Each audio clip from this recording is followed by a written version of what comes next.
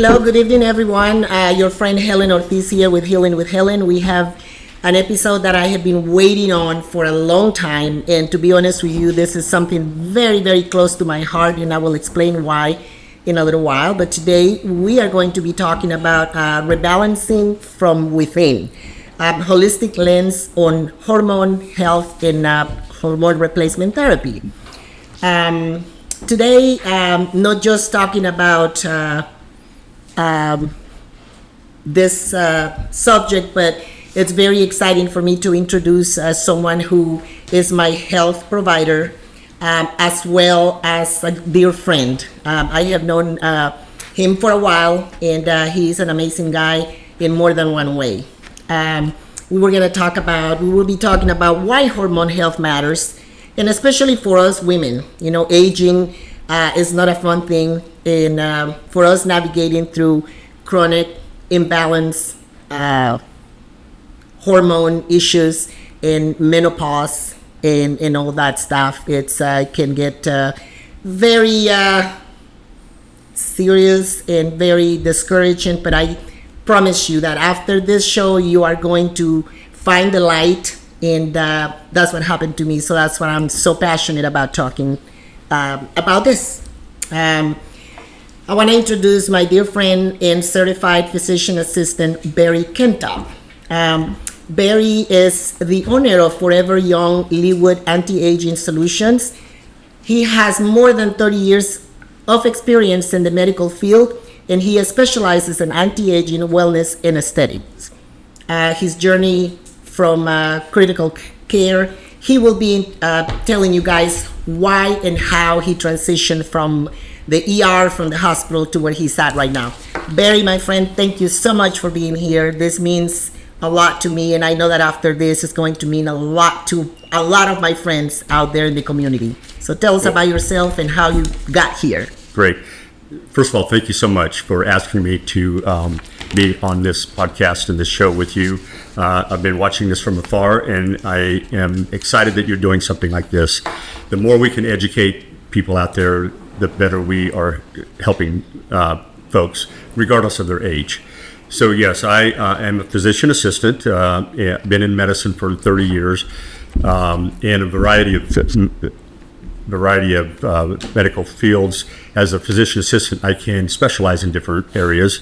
I've done trauma, orthopedic surgery, general surgery, emergency department, urgent cares. But along that whole journey, I kept thinking, if we could just get the body to heal itself and not rely on a bunch of pharmaceutical medications, I think we're going to be providing a better service to our patients. So over my journey over the last 2 or 3 decades, that's been in the back of my head. And now it's come to fruition of having my own clinic, treating patients as such, to where I can get them to help their body to get healthier, help them be optimized and healthier without relying on a variety of pharmaceutical medications. Now, there is a time and place for those, and I get that, but I think that there's a better avenue for treating patients. More preventive, more proactive than reactive. That's absolutely right. And I know exactly what you mean, because if I would have known, when I was 25, 30 years old, that this existed, I could have saved myself a lot of pain. Yep. Peter Attia is a well-known medical provider and in functional medicine, holistic medicine, however you want to label that. He used the analogy, if there's a hole in the roof, let's get that patched before the downpour and the house floods. When the house is flooding, then you're scrambling and trying to fix the problem. Let's take care of the problem ahead of time. Exactly. Very well said. So thank you for explaining to us how and why you are transitioning from traditional medicine to this.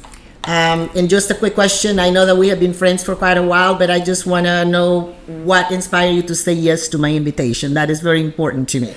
Well, like you said, we've known each other for, I was thinking the other day, at least 7, 8 years, maybe longer, connected through the gym lifestyle that we both embrace, became friends through that. And, when I saw that you were doing Healing with Helen, the light bulb was switched on. So I think I can contribute to that, but I didn't want to reach out. So you reached out to me, which I'm honored. And so that brought us to here because I think that I can add to your platform and help educate. My job is to educate and then provide a solution to those problems most of the time. Absolutely. Thank you. Now we're going to talk about understanding the hormonal imbalance, which, it's that's what happens, especially to women. And you can tell us the men approach, or how do you guys deal with that? Because also men want to know, that testosterone it works more than one thing. You know what I mean?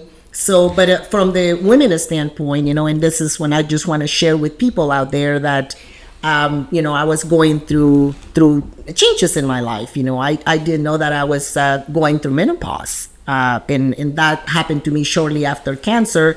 I don't know if the treatments for cancer had anything to do with me going into I can say an early menopause, because I don't know what the real age is for women to start going into that perimenopausal period.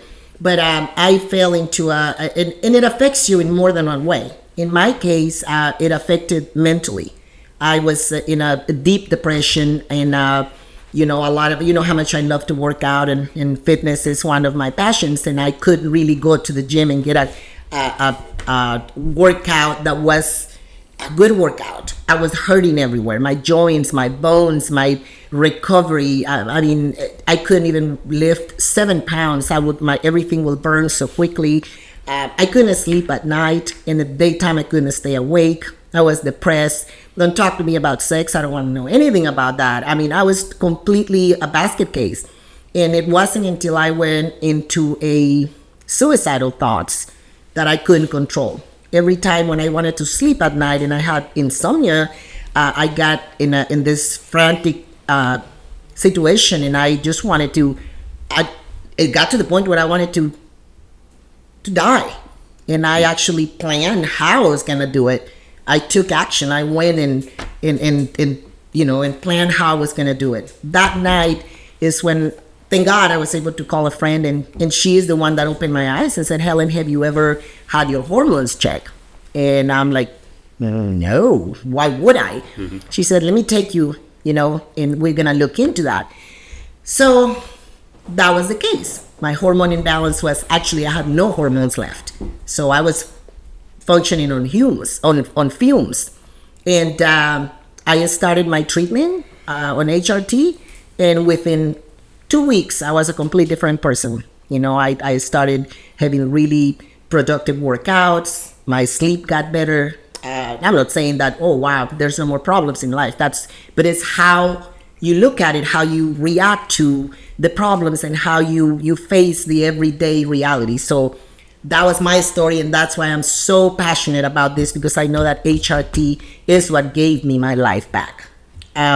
So with all that said, I'm going to ask you what hormones do in the body, especially talking about estrogen, progesterone, testosterone, and cortisol.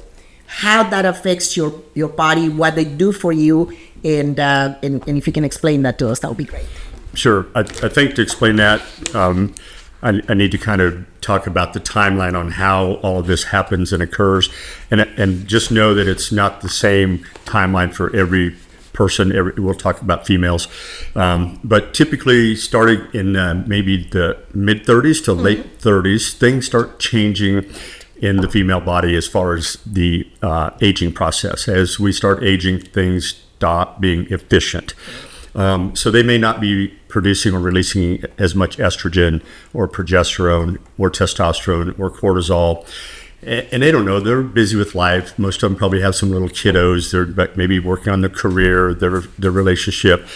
And they just know that there's something not quite right. Mm-hmm. So they're entering what's called the perimenopause state. Right. Their menstrual cycles are becoming irregular, maybe not timed every month the same time, or maybe they're shorter, or maybe they're heavier and longer the next month. So they're becoming irregular. They're getting some mood swings. They're getting some no interest in sex. They're getting not good sleep, maybe some hot flashes during the day or some night sweats, but they're not constant, they're intermittent. So this perimenopause state can actually last 7 to 10 years in all the studies that have been done. And then at some point, they stop having menstrual cycles, periods. When a female has gone 12 full months with no menstrual cycle, that day they're menopause. At the end of that. At the end of that 12 months, right. 12 consecutive months, that day, that 24-hour period, they're in menopause. From there on, they're post-menopause. Right. And I like to get all the terminology, again, education. And I'll tell you why here in a minute. So post-menopause, and then they are going to be post-menopausal for probably 30% of their lifetime. Yay. Yes. Right? So from the mid to late 30s until the end of life, they're going to struggle with these hormone imbalances. Yes. And it's tough for them, and it's tough for their families until they get it figured out. And you're right. I've read study after study. I've had patients sit in my office. Just had a lady yesterday. I was having mood swings. I thought I was depressed. My doctor would send me to a psychiatrist. I was having a shoulder problem. I thought I had a frozen shoulder. They sent me to an orthopedic specialist. I was having recurring urinary tract infections. They sent me to a urologist. So, but all along, if they would check the hormones and figure out that the hormones are not balanced, get those hormones balanced, these other things kind of correct themselves. Exactly. And so it's an underserved area, in my opinion. There's some great clinics doing it. There's some people that say, no, I don't even want to touch it. Find the people that are doing it and have them help you. Right. So that was a long answer to your No. question. That I want the answers to be, thorough, because there's a lot of people women that don't understand, and especially in my culture, and I will tell you why in a little bit. So can you tell us what, you kind of touch it kind of sort of right now, but what are the common symptoms of imbalance? So yes, in my office, I have a poster. It's got a man on one side, a woman on the other side, and a list of these symptoms. And I say, go down that list and tell me how many of those hit home. All of them. Fatigue, Yep. mood swings, poor sleep, night sweats, hot flashes during the day, lack of interest in sex, unable to enjoy sex because of vaginal dryness. It's painful. Yes, painful sex. Brain fog. Brain fog is the big thing. It's like, I walked into this room, what did I come in here for? Or you see somebody you haven't seen for 6 months and you can't quite get their name. Brain fog, mental clarity. Classic symptoms of potential hormone imbalance. Yes, there may be some other things, but that's kind of some of the key symptoms or signs that females start experiencing. And, again, lack of education. I had a lady just yesterday we were talking about weight loss, and when females are talking about weight loss, hormones always come into balance, because if they're not balanced, it's difficult to lose weight. Yeah. And so we talked about that. She's been postmenopausal for 5 or 6 years. I said, has your doctor or your gynecologist offered to help you with that? No, I'm just going to push through it, and then when I get through this, it'll be fine. Ma'am, I hate to tell you, but you're not going to get through it. Your body is not producing and releasing these hormones that are so important, and it's not going to just start up. And so reality is you're postmenopausal, and you're going to be this way and get worse as you age. And that affects also with your bone density. Absolutely. Right? That's when people start having issues with, the hunchback and all that stuff. And that's why your joints hurt. And all that stuff. Yes, there are a lot of receptors in the joints, estrogen receptors specifically, and when there's not enough estrogen to hit those receptors, you can get chronic joint pain, stiffness, bone fragility starts getting affected because of the lack of progesterone, estrogen, testosterone. That's why the little ladies fall and they break their wrist, they break their hip. Exactly. And it's a cascade of things. Mm-hmm. So what I was telling you a little bit ago about our community, my community, I'm talking about it specifically about the Latino community, and maybe to say, I'm going to talk about the Black and Brown community, because of, like you said, the lack of information, education, and also it's a cultural thing. I think for Hispanics, it's changing, but it's still talking about menopause. It's like don't talk about that. That's a bad word. It's like when you're going through menopause, it's like you become less than a woman. It's like you don't function in many ways. And so you don't want to talk about it. And we have the tendency to hide it, not talk about it. And just like you said, I will get through it. And you'll see their health deteriorating and all that stuff. So all the misconceptions around the hormone health. So what can you tell us about that? How would you approach somebody? How would you tell to someone who feels that way that, that because you're going through this, you feel that way? Yeah, and again, that's a very common theme with females, regardless on the age that they're coming in to see me. And especially in your culture, it's, my mom told me to expect going through the change, because mom went through the change at this time frame, and I'm going to expect to go through the change, but yet that's all that's talked about.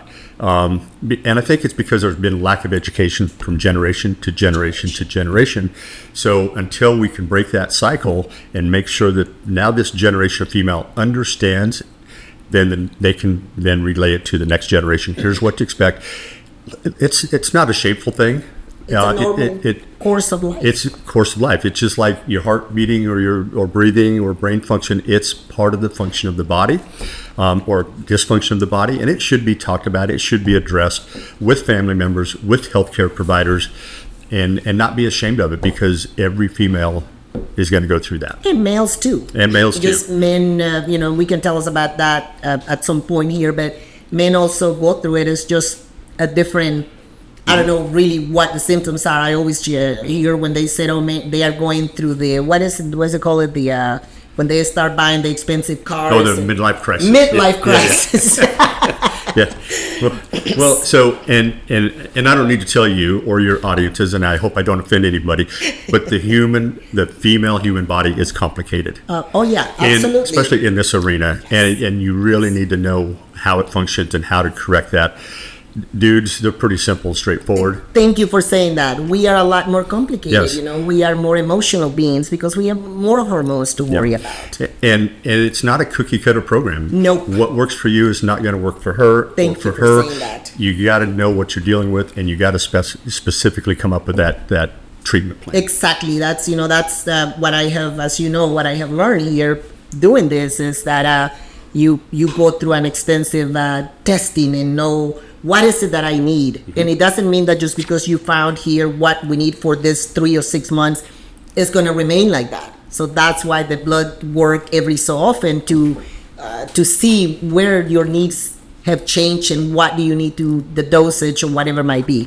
Absolutely. So and in the past, it has been that you go to your gynecologist and they want to give you the whatever pill that what is it called? Primer? Primarily, yeah. And I know that I'm not saying that's not, I don't know anything about medication, but that is just a cookie cutter. It's what everybody takes, and it's like it's been going around forever. And so, now with the medicine changing and there's so many other options out there, there's no reason why anyone should suffer through the change. Mm-hmm.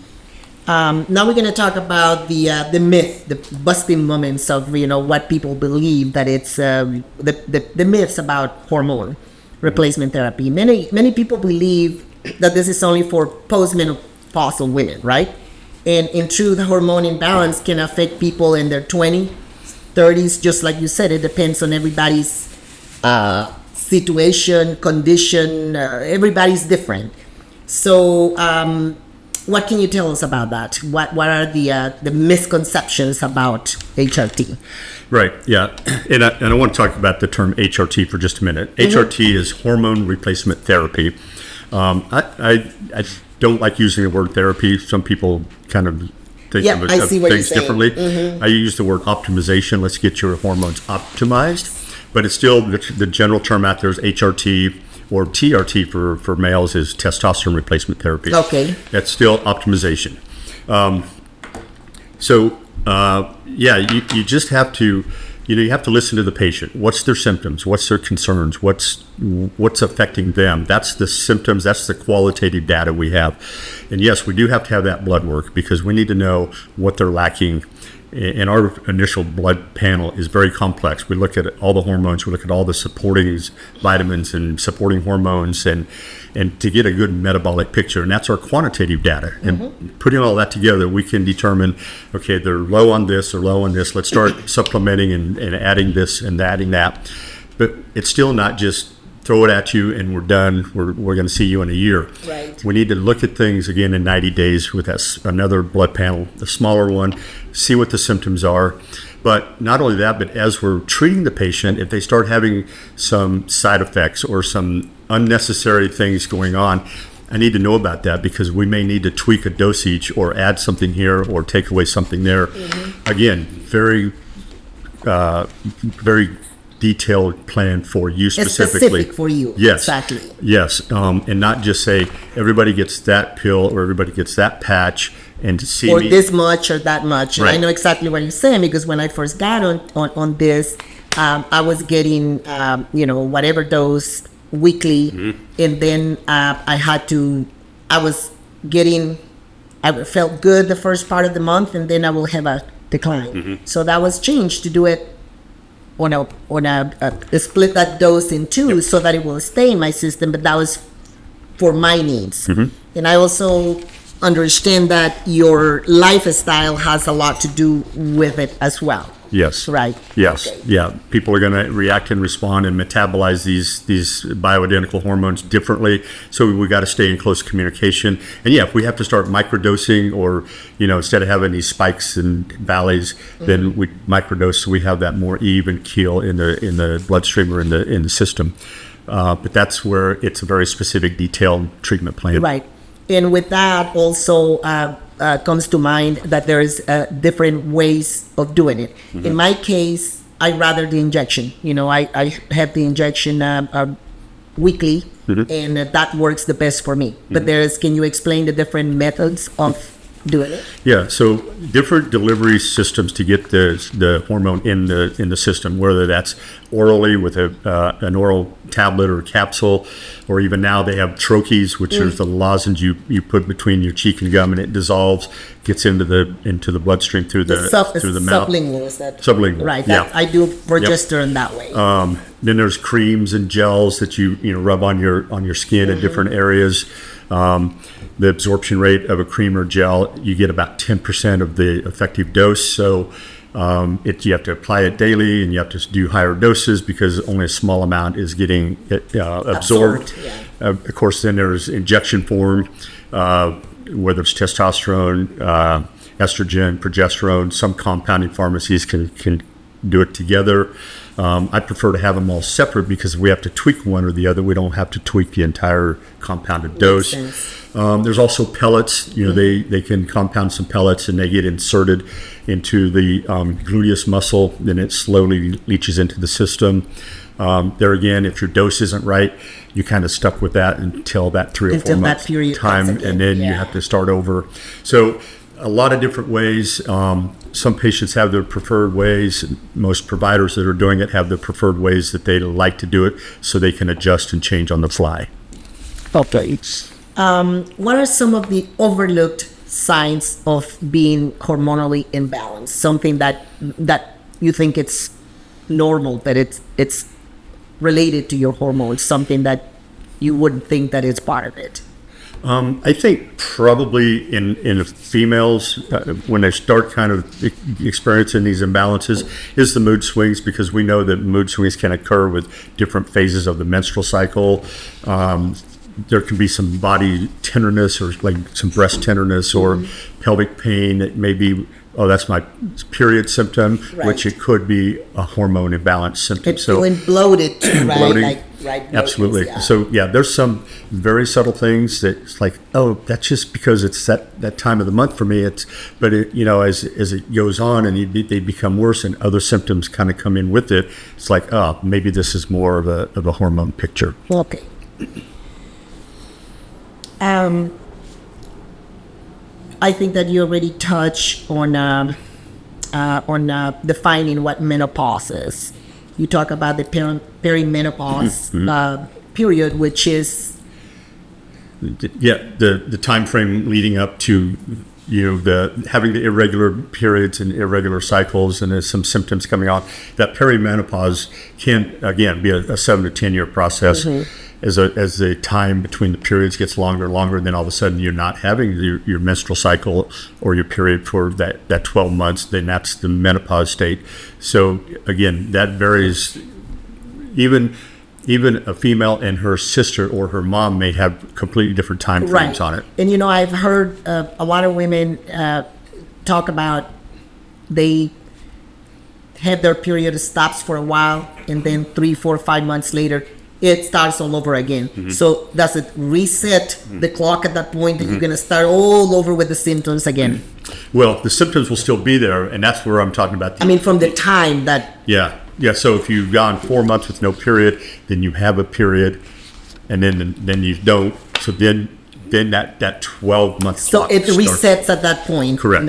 After 4 months, and you have that period, then you start until you complete the 12 months. Right. And then you have the ones that you get your period, and then it goes away, and that's it. Never comes back. So what is the difference between one and the other? Yeah. So that a lot of things can affect that. Just outside stress to the body, emotional, mental stress can affect the hormone production and release. Physical, a lot of weight gain or a lot of weight loss. Physical trauma, stress to the body. Young females that are really highly active in sports, they can actually go without having periods in those early years because of the changes their body's going through with training and with nutrition, and you probably experienced that. I was shaking my head because I've experienced that in my much younger days, of course, because but that depends on my body fat percentage. It got to a point that I didn't have periods for that time, but that wasn't not necessarily related to the menopause. Yep. Again, an outside force or something that's causing that to be altered. Yep. How would you guide a woman through the menopause journey with compassion and clarity? How would you? When I first opened my clinic, I thought that I would have a female on my team that could be a wellness specialist to kind of sit down with the females and talk to them, because I'm sure it's uncomfortable for a female to sit across the table from me and talk to me, talk to things. But I just didn't. I had somebody on my team, and they ended up moving, and then I started taking over on that. And I found that if I just talked to them so before they came into my door and became my patient, they were a person. So I've always had the philosophy of I treat you as a person before I treat you as my patient. We're going to have a better communication and have a better rapport. And it doesn't take long for them to relax, understand that they're in a safe zone, and they open up. And I think that's maybe a gift that I have, to be able to you put them at ease, and they can calmly talk to me about things because they understand I'm here to help them. Right. For me to help them, they have to. You're not there to judge, you're there to help. Yes. Yeah. So, but if an area that they're not comfortable talking about, I recognize that and we move on. But then they'll come back around and they'll let me know because they know it's an important part of their story for me to know about. And that happened with men too. I think that you and I experienced that when I attended an event with you and talking to people about hormone replacement therapy, and men will come around and I was there, they didn't want to talk about it. If I walked away, they want to talk to you. I guess for men it's also hard to admit because just like for us, going through menopause is that time of, I don't want to say losing, but your womanhood is changing from being this young, vibrant to being a whatever they want to call it. Men probably the same. Yep. And they only think that it's affecting them in one way, and they don't want to portray that idea that, they're going to think that I don't function anymore or something like that, right? Yeah, it's definitely an ego thing, but it's funny how I may have a female patient that I'm treating the hormones, and pretty soon they're bringing their spouse in. Said, we've been talking. He thinks he needs to be, and I've had a couple say you've made a difference in our marriage. You maybe saved our marriage, and it's a life changer, and it's in more than one way. Yeah, it's fun to see that you're helping individuals and couples and relationships. Right, Absolutely. right. Talking about the pathways to rebalancing, how can you explain to our audience out there the difference between bioidentical versus synthetic? You already talk about the delivery methods and safety considerations, but just so that people understand the difference between, the bioidentical, which is what this will be, versus synthetic. Yeah. So the bioidentical hormones are produced from natural resources in a compounding pharmacy. Compounding pharmacies have been around for decades, but they're becoming more and more popular because of the things that they're able to do. So bioidentical hormones, again, made from natural resources, as opposed to synthetic hormones, are produced in a lab from whatever chemical makeup that they come up with to make those. Majority of people tolerate the bioidentical hormones because it mimics the natural hormones as close as it can be. Correct. Versus the synthetic. The synthetics can have a variety of side effects and cause more of a problem versus helping it.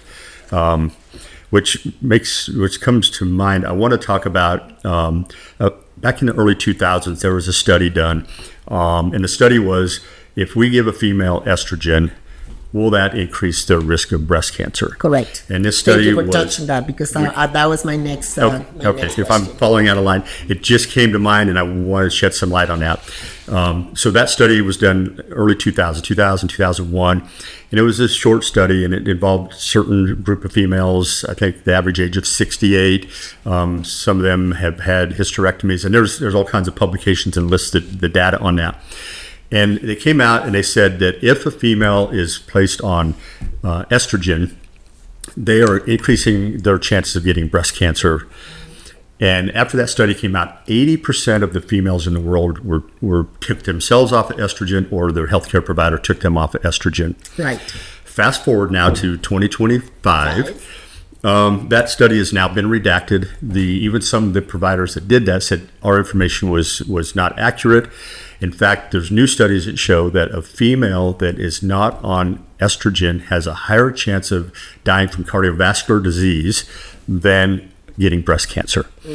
In fact, last month the FDA met and are considering taking the black box warning off of estrogen, as it could cause breast cancer. Oh, wow. So we're coming full circle on this. Again, it's education.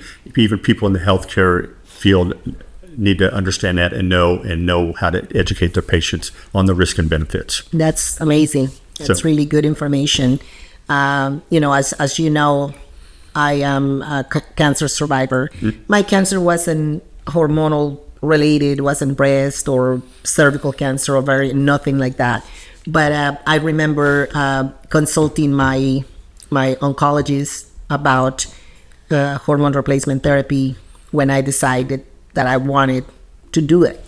And he wasn't on board with me. He's like, you're taking a risk, and I'm just speaking for myself. But if I'm gonna live 100 years being miserable, I'm okay with living 50 years enjoying my life to the max. That's just a side note. Right.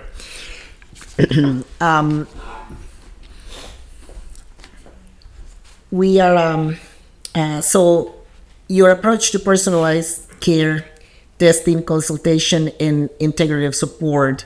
What methods of complementing the hormone replacement therapy do you have? What other, I talk about it, Healing with Helen, is fitness from the inside out.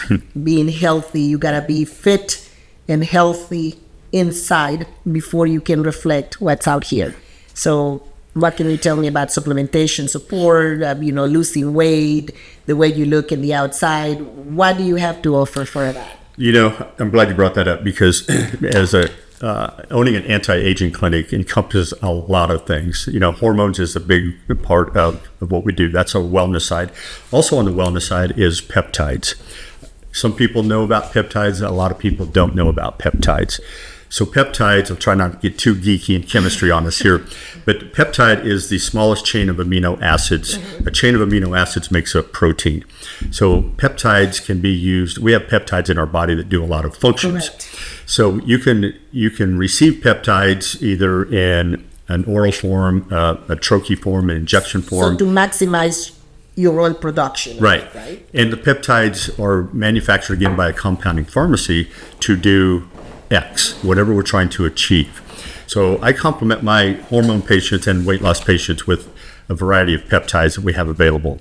For example, there's a peptide called sermorelin. And that's a peptide that, it's a growth hormone peptide.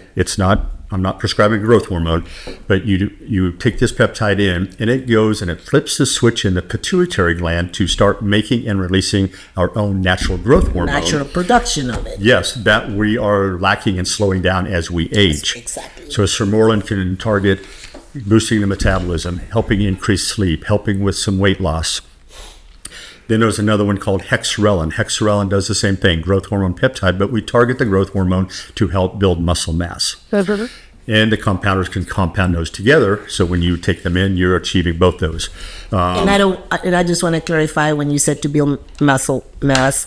For us that we, in the bodybuilding industry, I want people to understand that not just because you take a peptide because a lot of people see this thing as, they're doing steroids. This is not steroids. Correct. This has nothing to do with that.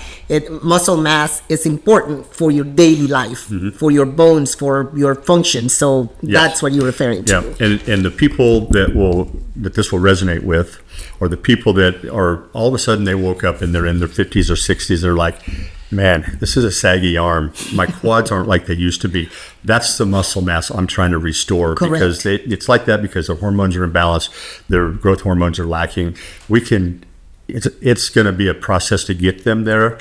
Even including your skin. Skin. Because your collagen, the crepiness, the laxity, the elasticity of the skin is all because of this aging process and the lack thereof. And some people think, peptides they're not approved, they're for research only.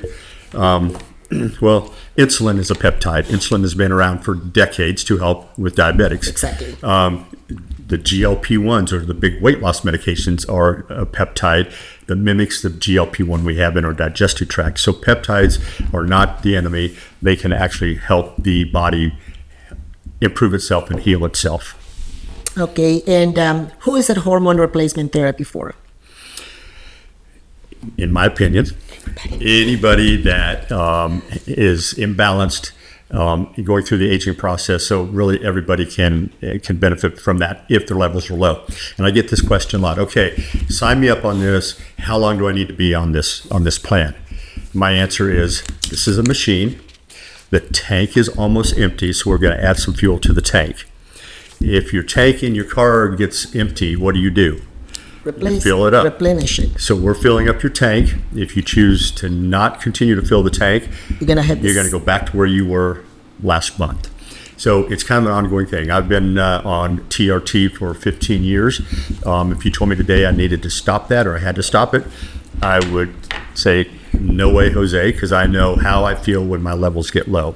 I'm 63 years old, and there's a biological age, there's a chronological age. Yes. Age should be a number or an attitude, right, and not just accept it. I'm old and we're failing. I can't drop the mic, but yes. So it's been my theory for a long, long time. No, absolutely. I love that you're saying that, because that's exactly, I'm not ashamed to say it. I'll be 60 years old at the end of this month. Mm-hmm. And some days I feel like I'm 60, after a long and stressful day. But for the most part, I look around and I'm like, and people, we're going to talk about this too, that does insurance cover? So how expensive is it? That's a question that I have a hard time answering. I just tell them, I'm going to put it this way to you. If I have to stop buying groceries for a week, I will take my hormone replacement therapy before I go buy my groceries. Mm-hmm. That's how much I believe in this, and that's my setting on that. And and I firmly believe that if somebody's going through all these things that we're talking about here, and they go and experience that change and feeling like a new person, you gotta feel the same way. And you can't put a price on your health. You know, and then when you're talking about replenishing that machine, we are always waiting for the car to let us know when the next oil change is, and it needs a synthetic oil, the most expensive, you know, we're gonna do it. Yep. But we are not the same with our bodies, and that is mind-boggling for me. Yes, and I use that analogy a lot. I say, if your tires are getting bald on your car, what do? Replace them. If your car is due for an oil change, what do? You get an oil change. Yeah. You're putting more time and effort into that car than you're putting into this machine right here. You know, for the price of a Starbucks coffee every day, you can probably be on a really good hormone plan and then still save money. It's not as expensive as people think, and we should never put a price tag on good health. Exactly. So, Exactly. Just want to talk a little bit about supporting the hormonal wellness in daily life. And what I mean by that is, like, how do partners and family and friends can support someone navigating through hormonal imbalance or menopause period? How should they treat that person? What that looks like? you know, I think it's kind of like any important thing in a relationship. It needs to be discussed in open communication. I've had females come to my clinic and they come in, their spouse doesn't know they're there. They do the blood work. We talk about a plan. They say, yeah, I want to get started, but can the medications be shipped to the clinic so that I can pick them up here or come here to get them? Because, you know, I don't want my spouse to know about it. And my thought is that's too bad. That should not be that way. It should be open communication, because the person going through it should be willing and able to talk to their spouse about it. And that spouse should be very, very supportive. If it's important enough for them to come forward and talk, it should be important for them to listen and support them on that journey. Right. Thank you. That is so true. And, you know, and that's you gotta work on your relationship as well to have that openness about what's going on, without hiding how you really feel. Right. You know, without being ashamed about it. Exactly. Yep. Exactly. Talking about healing in community, what do you think the role of wellness clinics as your place in education and empowerment? How do you think that in your community in that matter can help the rest of the community? It's ironic that you asked me that question. I have a patient that has been on some weight loss meds. That's a female. She's on hormones. She's on some peptides, and she comes to our aesthetics people for some treatments as well. And she said to me just the other day, she says, you know what? My employer is getting at least 1 to 2 hours of more production from me every day because I'm sharp. I'm ready to get up and go to work. I'm not taking an hour to drink my coffee and chit chat. And falling asleep at noon. Yeah, getting tired and fatigued. My production is improved. And my thought was, if I can get this word out to employers, get a corporate wellness plan. I can increase your bottom line. I can increase your workforce productivity, moods, culture, thought processes. If you just have a healthy workforce, then you're going to reap that 100-fold. Perfect. Yes. So my wheels have been turning. How can I incorporate some type of corporate wellness plan with what I have instead of treating an individual at a time? Let's just go get a group of people and get them healthy together. Well, you know what, you hit it right on the head, because I was just about to share, that's my vision. I want to expand Healing with Helen into a hormone education and advocate for that. So it's something that maybe you and I can talk in the near future in going to the community and have classes, seminars, or whatever have you, in a smaller groups, and educating women and, what they need to be looking at and what to do. Right. Like we said from the start of this, it's all about education. That is my role in this world as a healthcare provider is educating. And then if I can educate you on what's going on, then you can make an educated decision on how to help fix that. And then we're here to help you do that. In your opinion, what can we do? How can we make this care more accessible and less intimidating for people? I think it's just getting on platforms like this. Any way that we can get out and reach the masses of people through podcast or through social media can be good for you or bad for you, however you look at it. But I think that education can be spread out there quickly through social media. Compared to 20 years ago, it took a while for breaking news to get to everybody. Now it happens in seconds. So same thing with this. It's just we just need to use the resources we have to get it out to the masses of people. Great. And if we can do that, Barry, we're going to do it. Yep, absolutely. I just want to, as a reminder to everybody that hormone health is real, is valid and worthy of care, because that is going to take care. People forget that we are emotional beings too, and your hormones have to do with all your brain components or whatever you want to call it, and so it's real. Mm-hmm. And we don't have to just go through the changes, navigate through it, and be miserable after 40 years old. You and I'm going to say we are a good example of that. You're what, 63? 63? Hmm. And you can stand there to any 20-year-old and put him to shame. I've done it. And your wife as well. Yes. Your wife is, I don't know, I'm not going to ask how old, but she is beautiful and she looks amazing. And I know that you guys are doing what you're doing because you believe in it and you are passionate about. And that's what I admire, and I trust you because you do it because it's your passion and you believe in it.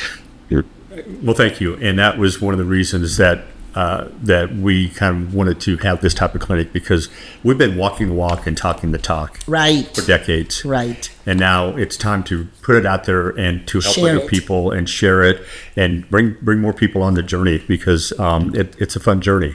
Now, people can tell me they'd rather go have that double cheeseburger and those fries and that milkshake all day long.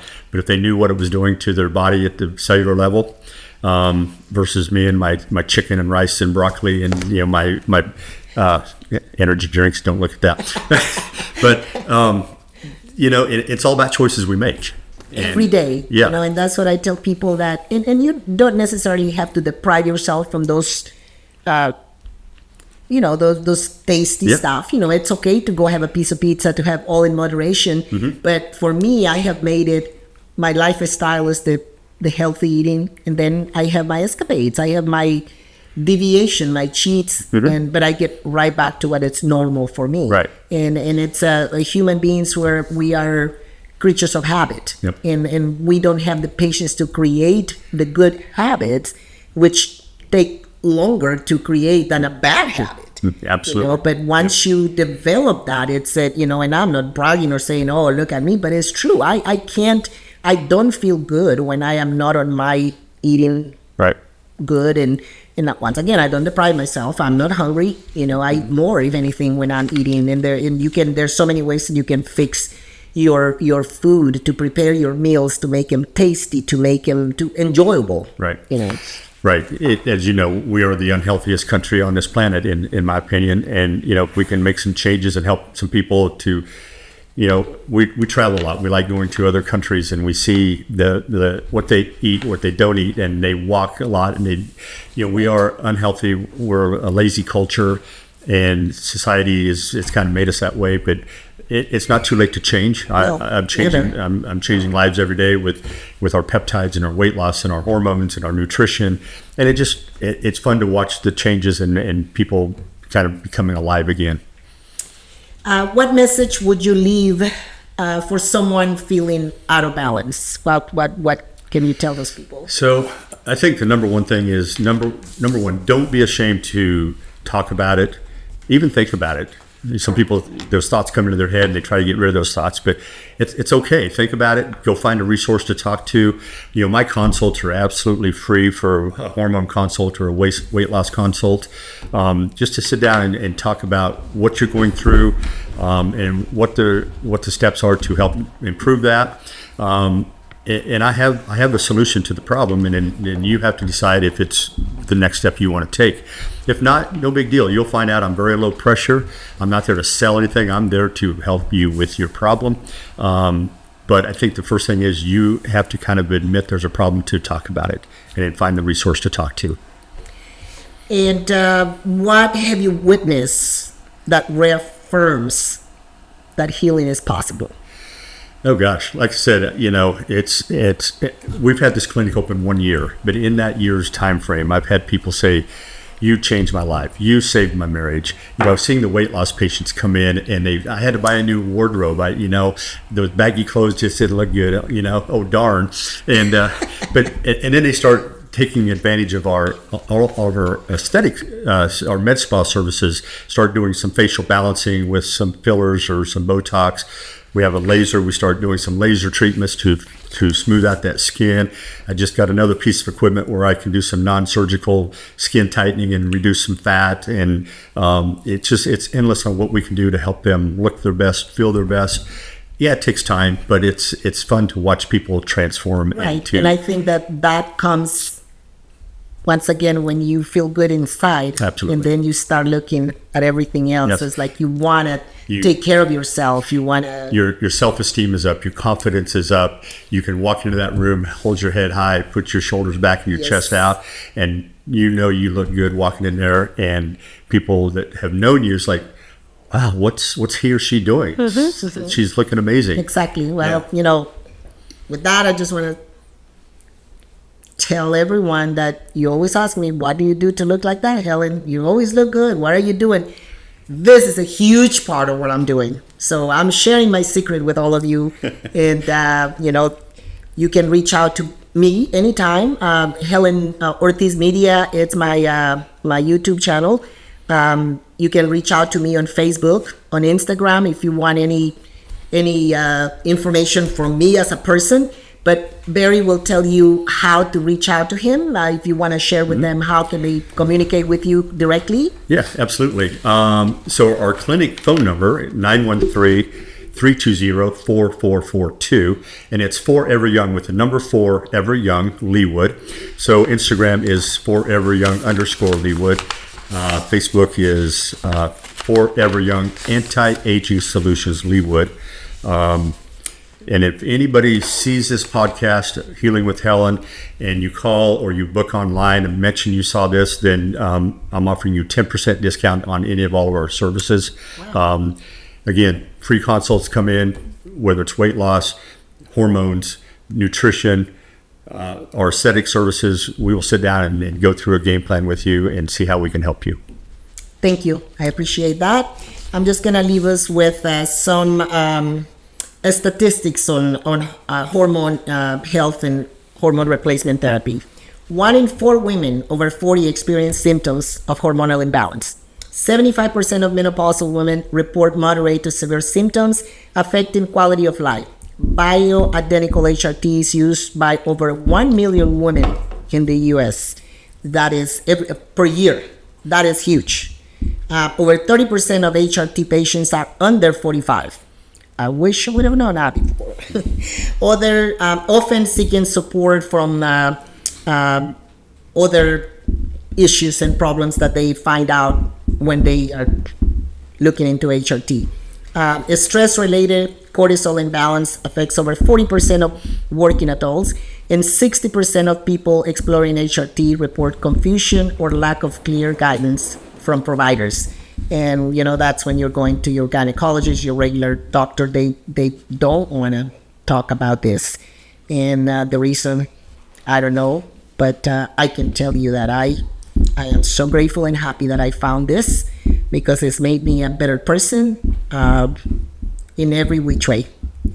I also want to say thank you to the Barwa Studio for always being so great in getting this out there for us, and to my biggest fan and supporter and my backbone in all my crazy adventures, my son Dennis Ortiz. I love you. Thank you, Barry. Always a pleasure, and we'll be seeing each other at the gym tomorrow. Yeah, this was great. Thank you again for having me on. Thank you, Barry. Yeah. All right.